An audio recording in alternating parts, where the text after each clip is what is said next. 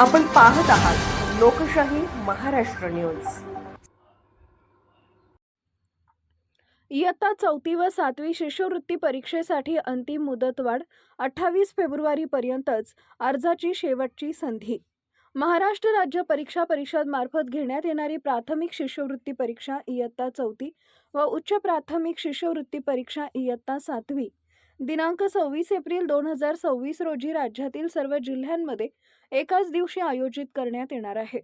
या महत्त्वपूर्ण परीक्षेसाठी शाळा नोंदणी व विद्यार्थ्यांचे ऑनलाईन अर्ज भरण्याची पूर्वीची मुदत 30 डिसेंबर 2025 ते 13 फेब्रुवारी 2026 अशी निश्चित करण्यात आली होती।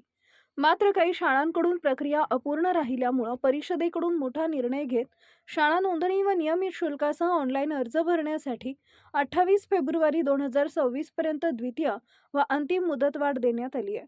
परिषदेचे अध्यक्ष डॉक्टर नंदकुमार बेडसे यांनी प्रसिद्धी पत्रकाद्वारे ही माहिती जाहीर केली आहे। ज्या शाळांनी अद्याप अर्ज प्रक्रिया पूर्ण केलेली नाही त्यांनी 28 फेब्रुवारी 2026 अखेरपर्यंत सर्व प्रक्रिया पूर्ण करणं अत्यावश्यक आहे, कारण या तारखेनंतर कोणत्याही परिस्थितीत ऑनलाईन अथवा ऑफलाईन पद्धतीने अर्ज स्वीकारले जाणार नाहीत असा स्पष्ट इशाराही प्रसिद्धी पत्रकात देण्यात आलाय।